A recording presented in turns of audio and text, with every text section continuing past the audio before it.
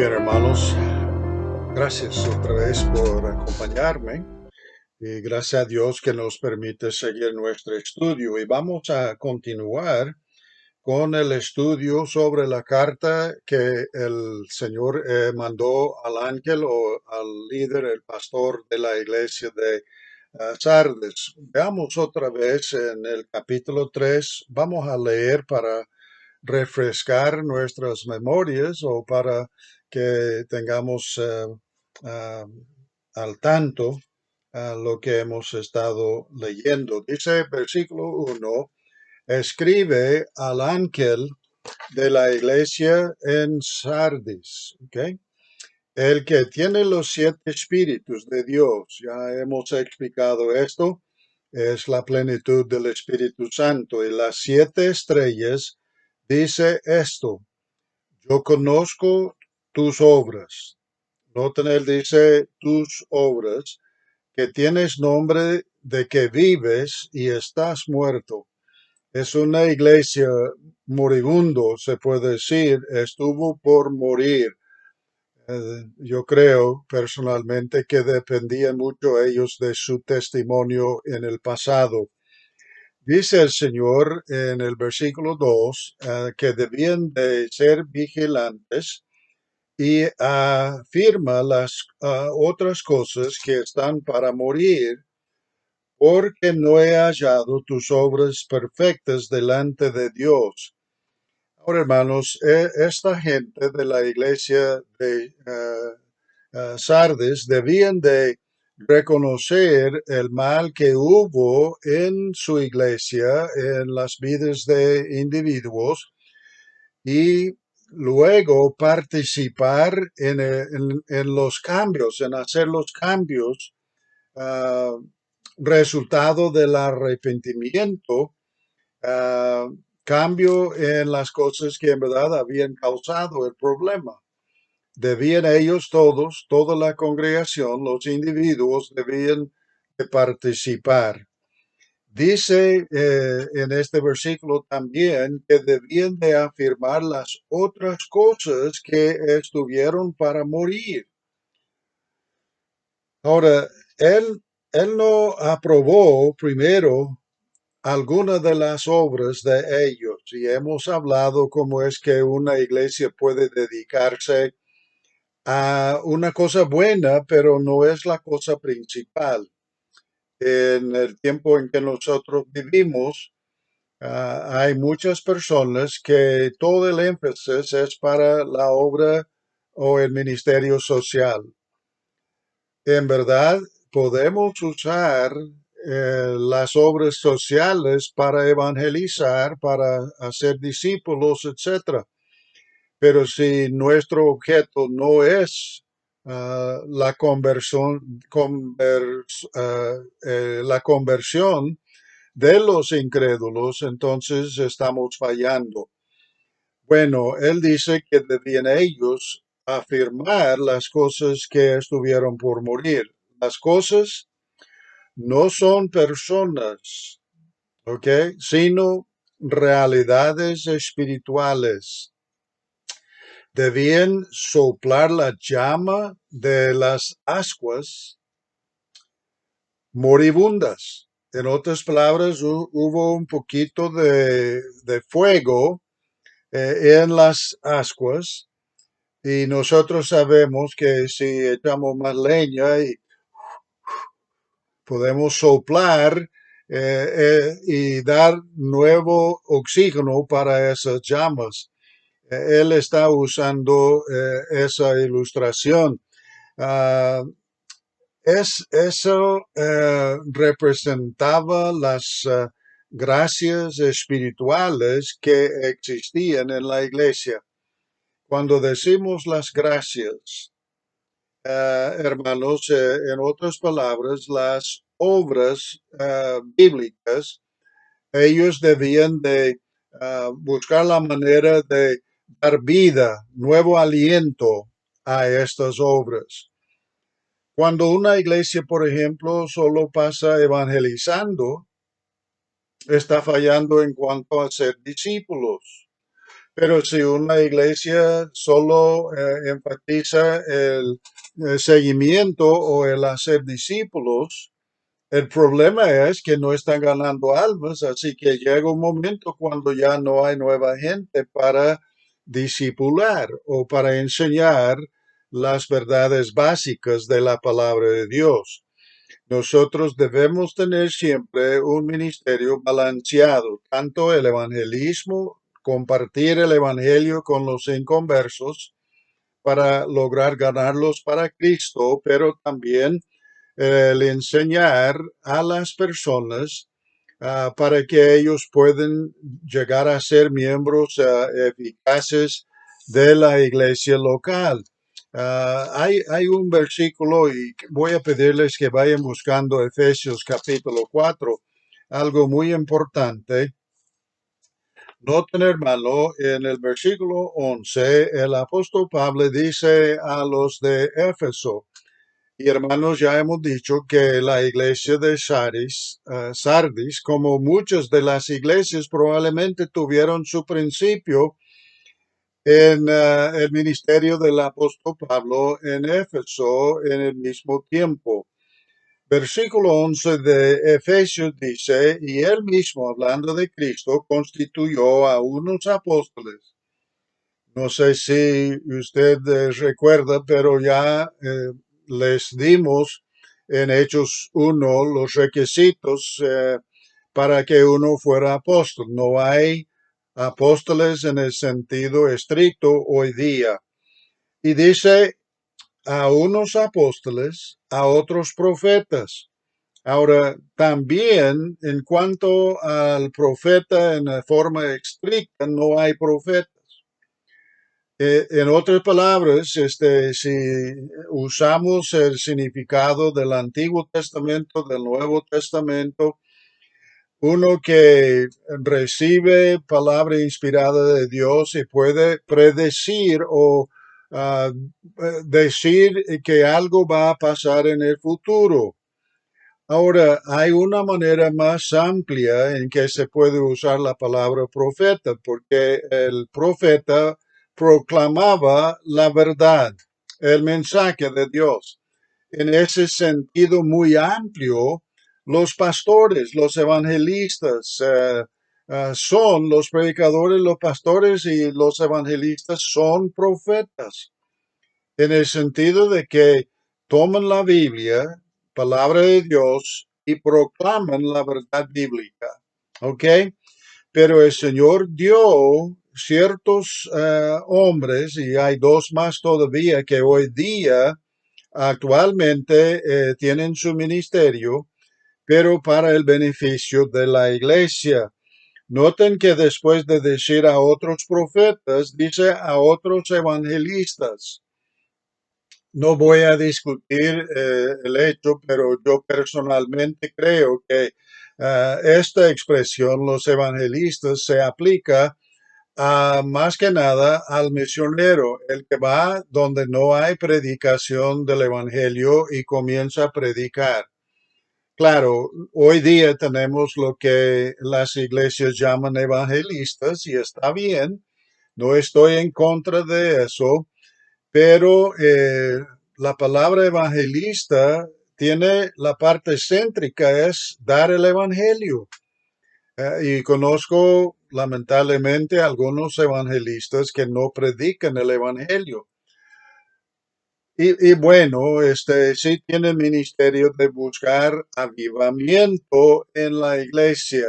Si hay avivamiento en una iglesia local, probablemente los hermanos que han agarrado nueva fuerza van a salir como es la voluntad de Dios y evangelizar a los inconversos. Así que a consecuencia o como resultado puede haber nuevos creyentes en la iglesia local. Ahora, esos evangelistas son dados al Señor, los misioneros que sí somos evangelistas en el sentido de vamos y comenzamos a ganar almas, damos la enseñanza del discipulado y con esos nuevos creyentes endoctrinados con la enseñanza bíblica, buscamos formar una nueva iglesia. Pero hay otro individuo que Dios da a la iglesia, son los pastores y maestros. Ahora, algunos dirán que esos dos son diferentes. Hay los pastores y hay los maestros. Sean pastores o sean maestros, los dos son personas dadas a la iglesia para beneficiar a la iglesia local. Ahora, algunos han surgido que el pastor debe ser pastor que enseña. Bueno, es cierto. El pastor pastorea las ovejas, el rebaño del Señor, pero el pastor en su predicación debe dar enseñanza. Pero también hay pastores que pasan más tiempo enseñando que haciendo las otras tareas de un pastor de ovejas. Y a mí me encanta lo que dijo el pastor Wilkerson de Hammond, Indiana. Él pastorea la primera iglesia bautista allí. Y él dijo una vez que el pastor de una iglesia debe oler a ovejas. ¿Qué quiso decir él con eso? El pastor o sea pastor maestro, debe pasar tiempo con sus miembros, con las personas que son miembros de su iglesia, para conocerlos bien, para animarlos, etcétera, etcétera. Allí en El Salvador tengo un amigo que le conocíamos como Chico, uh, bueno, Chico Amaya es, hermano, sí, Chico vendía uh, bueno, la leche, la crema. Por eso le conocían como Chico Crema. Él iba a las 3 de la madrugada a donde pudo conseguir la leche y la crema, y él solo la crema llevaría casa en casa por las calles de San Miguel viniendo.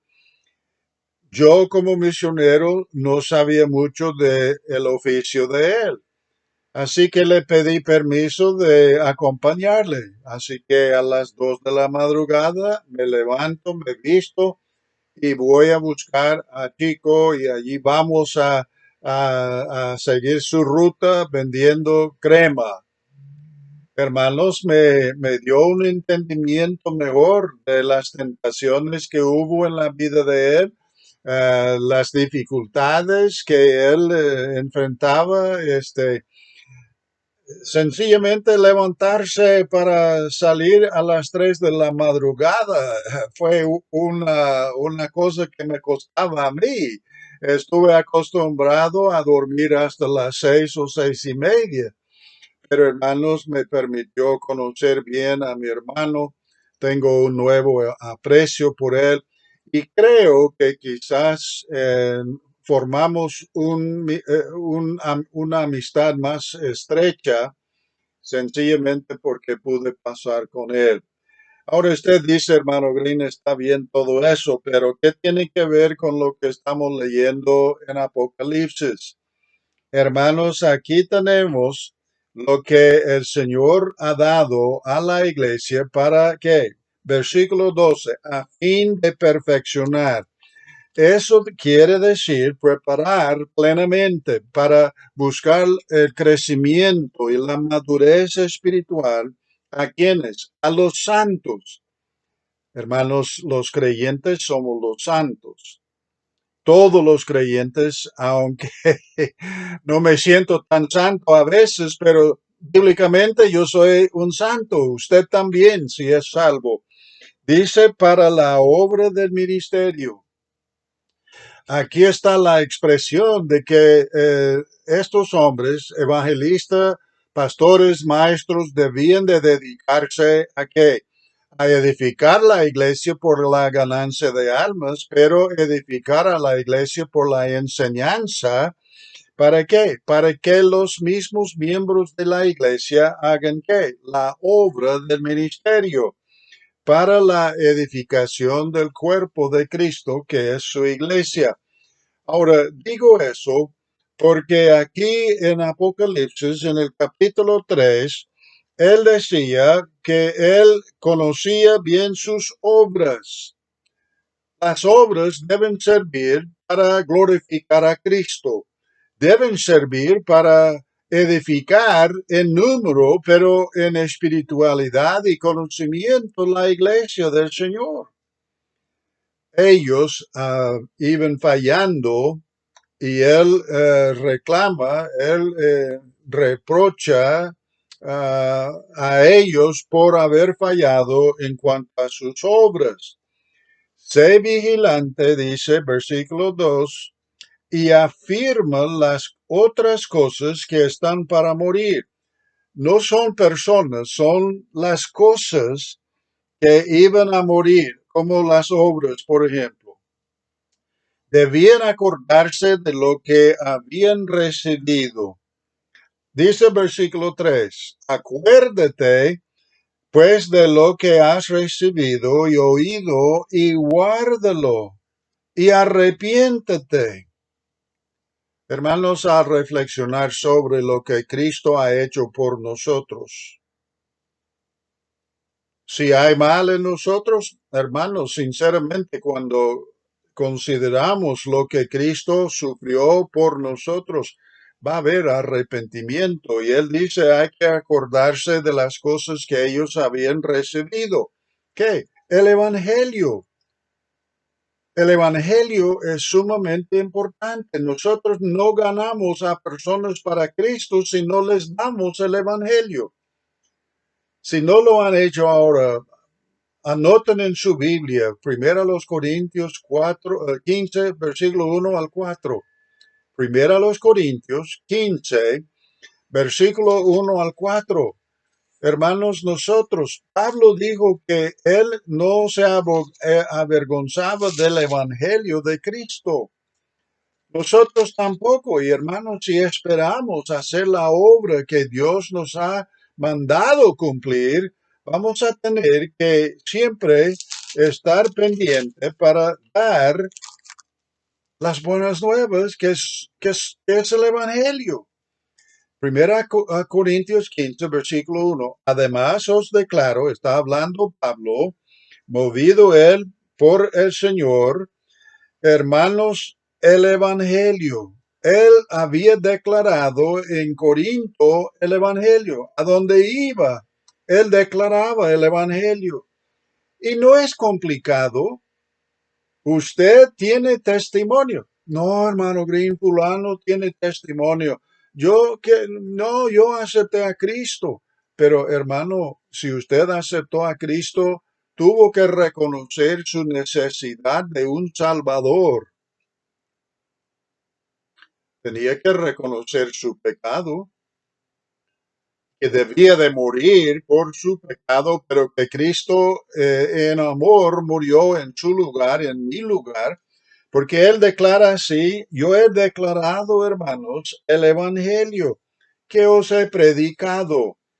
Ahora dice, el cual también recibisteis, en el cual también perseveráis, por el cual ¿cuál? El Evangelio. Asimismo, si retenéis la palabra que os he predicado, y el creyente sincero no tiene que pasar, que pueda perseverar hasta el fin.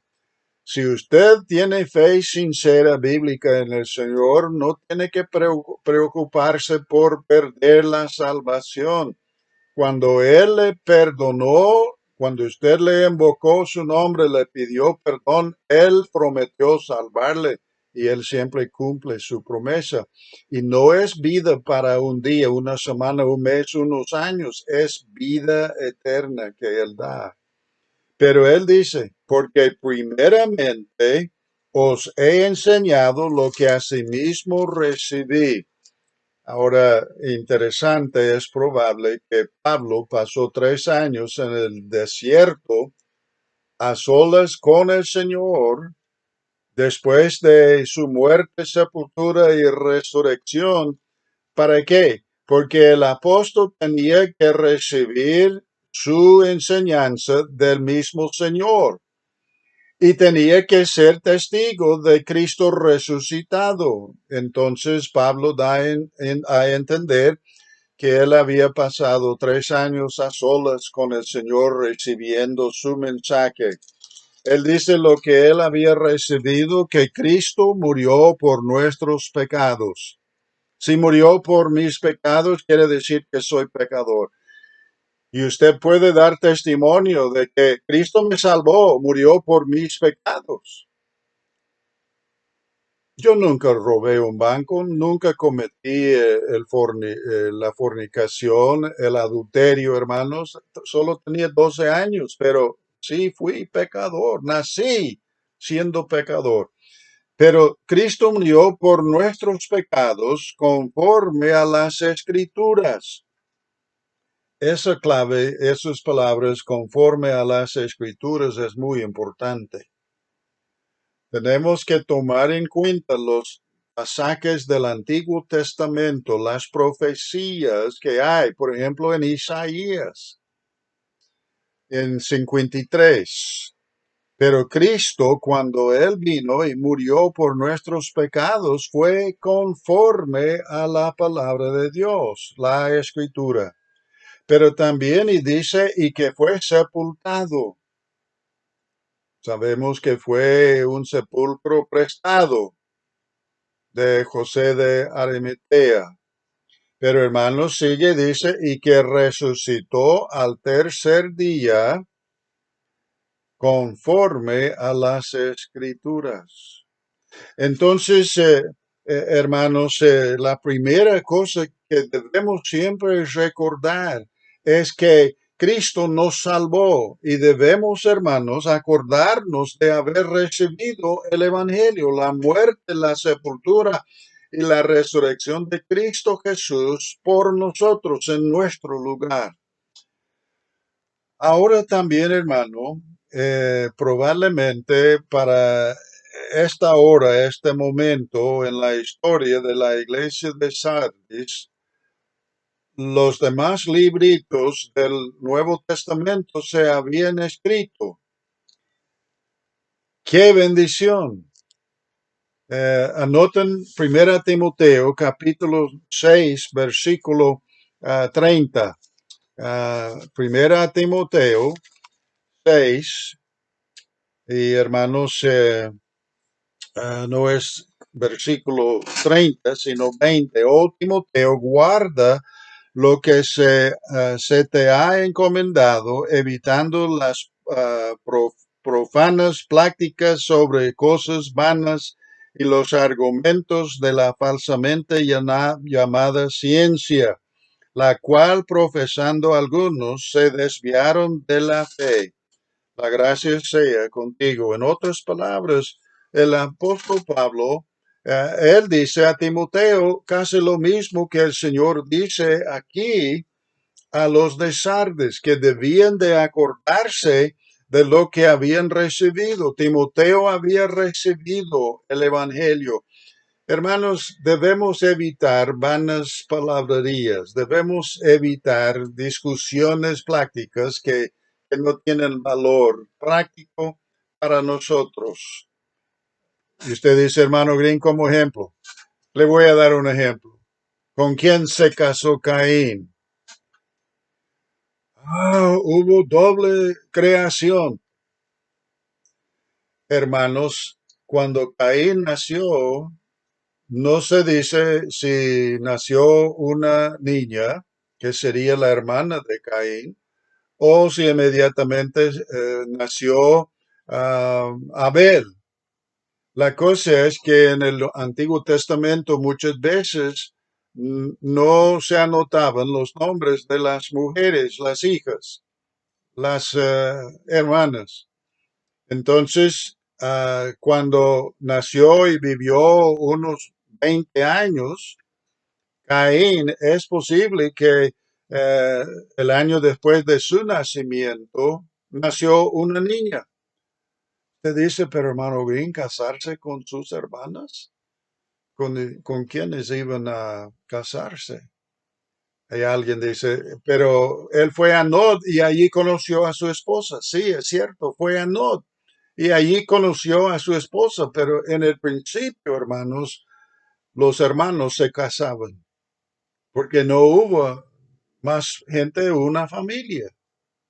Ahora usted dice, pero ahora es cosa prohibida en las leyes levíticas, etcétera.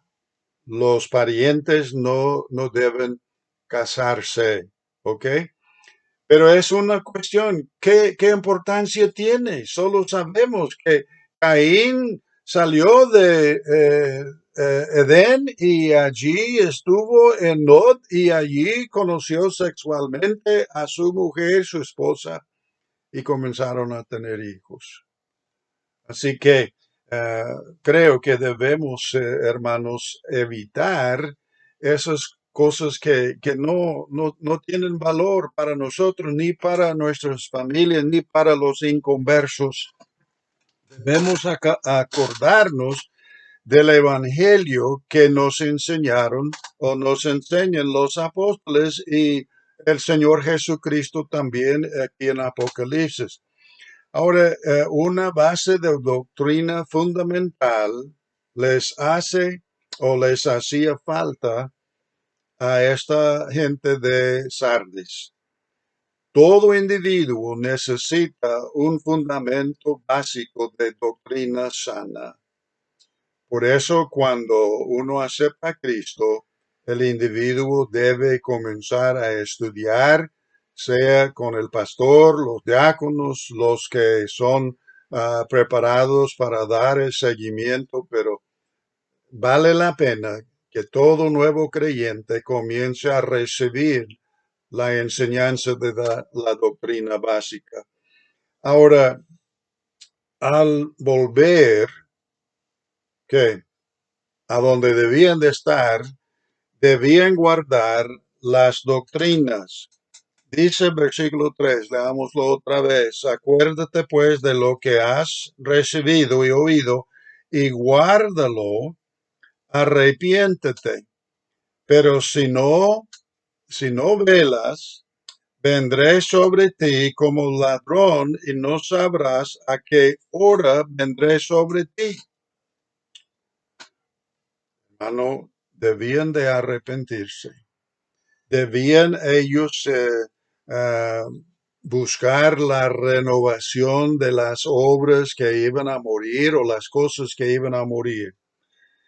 Y él dice sencillamente, si no hay arrepentimiento, si usted y yo somos corregidos por el Señor y no hay arrepentimiento, hermanos, para que haya arrepentimiento debe haber remordimiento.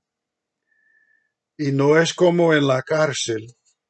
Todo el mundo que está preso en la cárcel dice, ay, lamento tanto que haberse pescado, arrestado, juzgado, o en verdad de corazón se arrepienta de haber violado la ley, haber hecho el crimen que hizo.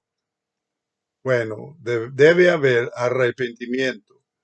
Si el Señor nos corrige y no respondemos positivamente a su corrección, Él puede tomar otras medidas más severas, ¿ok? Ah, Sencillamente lo que Él decía aquí es que Él iba a destruir esta iglesia. Bueno, veamos las recompensas que hay para los individuos. Dice, pero tienes unas pocas personas en Sardes. No todo el mundo se había ido por ese camino, que no han manchado sus vestiduras. Cuando uno acepta a Cristo como Salvador personal, recibimos la justicia del Señor. La justicia del Señor sirve de un vestido blanco para nosotros. Cuando recibimos la justicia de Él, porque nosotros no tenemos justicia, antes de conocer a Cristo somos personas pecaminosas y al morir iríamos al infierno. pero al recibir al Señor, Él nos da su justicia. Y hermanos, esa justicia simboliza o representa un vestido blanco que recibimos y así con ese vestido blanco podremos presentarnos en la boda del Cordero. Ahora, hermanos, todos tenemos un testimonio. Usted debe compartir cómo es que Cristo le salvó, la necesidad y cómo fue. Pero hermanos, ya que somos hijos de Dios y somos coherederos con Cristo, debemos mantener nuestro testimonio. Y hermanos, sinceramente no debemos mancharnos los vestidos. No estoy hablando de eso. Yo tengo un manto que pongo aquí cuando estoy comiendo sorbete o helado, porque si no, de repente tengo la camisa bien manchada. Pero hermanos, el pecado sirve de mancha. Sigamos leyendo aquí porque dice, eh, algunos allí en Sardes no habían manchado sus vestiduras y andarán conmigo en vestiduras blancas porque son dignas. No ganamos por las obras la salvación. No preservamos la salvación verdadera, real, por medio de las obras. Pero hermanos, podemos nosotros entregarnos al pecado y manchar nuestras vestiduras. Debemos evitar eso con todo el corazón, con toda la vida. Sigamos leyendo. El que venciere será vestido de vestiduras blancas, y no borraré su nombre del libro de la vida, y confesaré su nombre delante de mi Padre y delante de sus ángeles. ¿Alguien puede tener una pregunta sobre ese libro de la vida y el hecho de que el Señor dice que Él no borrará el nombre de uno de su libro de vida? ¿Cómo es eso? Bueno, hermanos, aunque no hay versículo que nos explica con exactitud lo que estamos viendo, tenemos que pensar esto. Probablemente el Señor escribe el nombre de todo individuo, porque los pequeños, los niños inocentes, si mueren van para el cielo. ¿Ok? Son salvos, se puede decir en cierto sentido. Pero cuando llegan a la edad de reconocer el bien y el mal y comienzan a entregarse al pecado, y si mueren sin recibir a Cristo, entonces Él borra el nombre del individuo. No es que Dios pone el nombre en el libro de la vida, lo borra, lo pone, lo borra, lo pone, lo borra. No. Cuando uno muere sin Cristo, se borra el nombre. Lamentable eso, hermanos, pero Dios nunca va a borrar el nombre de un verdadero creyente, un verdadero hijo de Dios por fe sincera en la obra completa o la obra que terminó Cristo cuando murió en la cruz, fue sepultado, resucitó y luego presentó su sangre en el santuario celestial en el cielo. Ahora, hermanos, la verdad es que hay una advertencia a esta iglesia de Sardes. Y el hecho, como ya dije, el hecho de que aquel hombre bien reconocido como persona sincera, Meletón, como él sirvió como pastor durante por lo menos unas décadas, eso señala que probablemente hubo avivamiento en la iglesia de Sardes antes de que el Señor lo permitiera morir. Gracias.